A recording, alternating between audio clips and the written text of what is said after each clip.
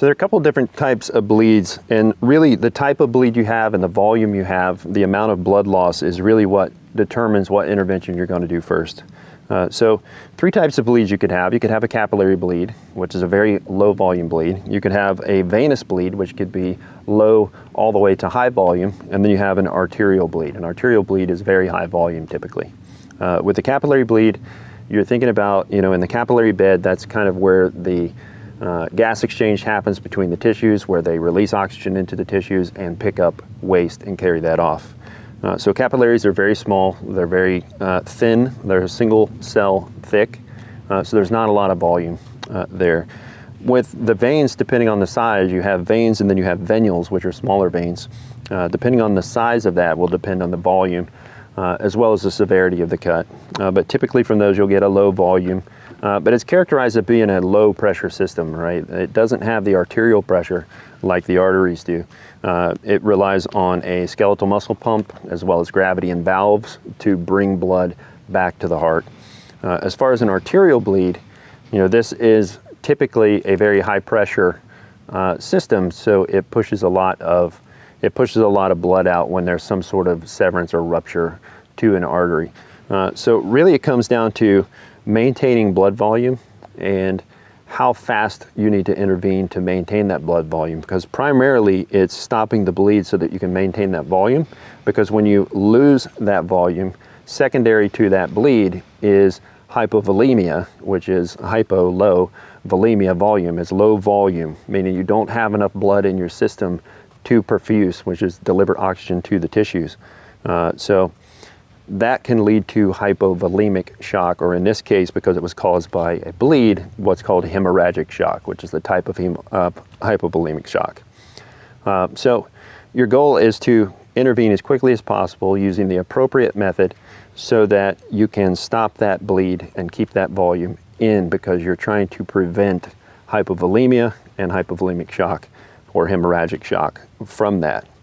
Then tertiary to that is actually worrying about something like infection. Infection is something that's going to take 1 to 3 days to set in. It's not an immediate concern.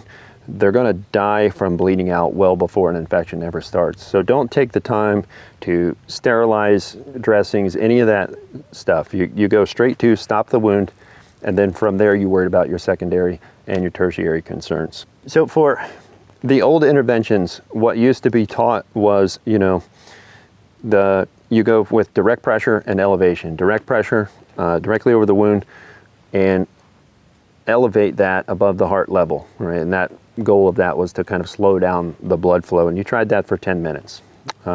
If that didn't work, then you moved and upgraded to a pressure dressing. And that pressure dressing you reassessed after about 10 minutes to make sure that it was stopping the bleeding. And then if after that it didn't work, then as a last resort, guaranteed loss of limb, you went to a tourniquet. That's kind of the old way of thinking. We don't do that anymore. 15 years of combat have kind of proven that. Otherwise, actually 1 year of combat proved otherwise. But now it is kind of based on the type of bleed you have. So it's important to understand exactly what you're working with. It's important to expose the wound to see exactly what you're working with. So new intervention, new protocol is, it depends on the volume and the number, the volume and the severity of the bleed. For a capillary bleed, which is most common, that's going to be characterized as a light oozing of blood. There's not a lot of blood loss involved in that, so a very simple intervention for that is to do that direct pressure and elevation. A lot of times that'll stop that bleeding. If it's a low volume venous bleed, you could even start with direct pressure and elevation. And a venous bleed is going to be characterized as an oozing as well. And typically, because we're not dealing with the pulmonary circuit of the cardiovascular system when we're talking about bleeds to the extremities, it's going to be a deoxygenated blood, so it's going to be a darker red, right? If we start bringing in the pulmonary circuit into the mix, then it's a little bit different, because you have, it's not necessarily all venous blood is deoxygenated, all arterial blood is oxygenated, but for what we typically see in the wilderness, that is the case. So a darker red, oozing blood, low to maybe medium volume, you can probably get away with trying direct pressure and elevation first and see if that works.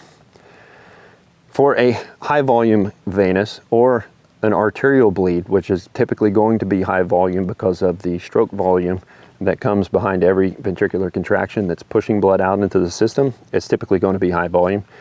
With that, I'm going to go directly to the tourniquet and I'm going to stop that bleed.